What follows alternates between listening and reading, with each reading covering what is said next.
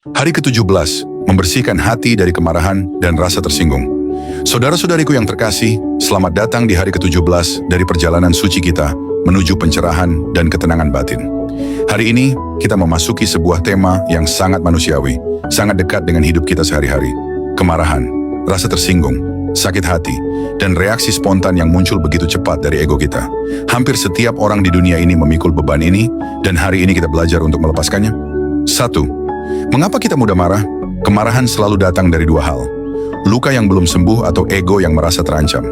Ketika kita tersinggung, itu bukan karena orang lain jahat, tetapi karena ada bagian dalam diri kita yang rapuh.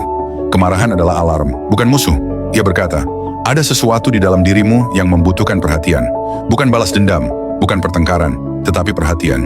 2. Yesus mengajarkan, belajarlah daripadaku, sebab aku lemah lembut dan rendah hati. Yesus tidak pernah bereaksi dengan kemarahan ego. Ia tegas, namun hatinya penuh belas kasih. Ketika dihina, ia diam. Ketika ditolak, ia mengampuni. Ketika disakiti, ia tetap mencintai. Mengapa? Karena hati yang bersih tidak mudah tersinggung. Hati yang penuh Tuhan tidak mudah goyah. Kekuatan bukan pada suara yang keras, tetapi pada hati yang tetap lembut ketika dunia menjadi kasar. 3. Ajaran Buddha. Kemarahan adalah bara api yang pertama-tama membakar tangan orang yang menggenggamnya. Saat kita marah, kita merasa kita menyerang orang lain. Padahal yang pertama terbakar adalah diri kita sendiri. Buddha mengajarkan, kemarahan membuat pikiran gelap. Kemarahan menciptakan karma buruk. Kemarahan menghalangi pencerahan. Karena itu, mengatasi kemarahan bukan tindakan lemah, melainkan puncak dari kedewasaan spiritual. 4. Stoikisme. Jangan serahkan kendali batinmu pada orang lain. Marcus Aurelius menulis, jika seseorang membuatmu marah, berarti kamu telah menyerahkan kendalimu kepadanya. Kemarahan adalah tanda bahwa orang lain memegang tombol dirimu. Ketika kamu belajar tidak tersinggung, kamu mengambil kembali tombol itu. Dan itu adalah salah satu bentuk kebebasan terbesar dalam hidup. 5. Taoisme, air tidak melawan, namun ia mengalahkan segalanya. Lao Tzu menggambarkan, air lembut tetapi ia mengikis batu. Begitu pula hati yang lembut, tidak reaktif, tidak membalas, tidak meledak-ledak. Ia tetap tenang, dan dari ketenangan itu muncul kekuatan sejati. 6. Mengapa hati kita sering sakit? Karena kita terlalu mengikatkan diri pada identitas.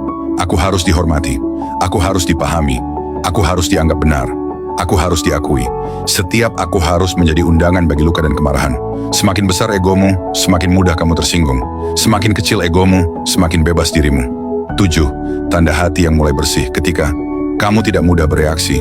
Kamu bisa tersenyum saat diuji. Kamu tidak menjawab kebencian dengan kebencian. Kamu bisa melepaskan perkataan orang. Kamu memilih damai daripada menang. Itulah tanda-tanda bahwa hatimu mulai jernih. Pencerahan bukan cahaya dari langit. Pencerahan adalah ketika hatimu tidak lagi dikuasai oleh kemarahan. 8. Bagaimana membersihkan kemarahan? Ada 3 latihan penting. Langkah 1. Lihat kemarahan tanpa melawan. Ketika emosi muncul, jangan menolak. Cukup sadari, aku sedang marah. Aku sedang tersinggung. Kesadaran adalah obat. Langkah 2. Tarik napas panjang sebelum bereaksi. Napasku adalah jeda. Jedaku adalah kebebasan. Dalam 3 detik ketenangan, kamu menyelamatkan 3 bulan penyesalan. Langkah 3. Ucapkan kalimat ini dalam hati. Aku memilih kedamaian, bukan reaksi.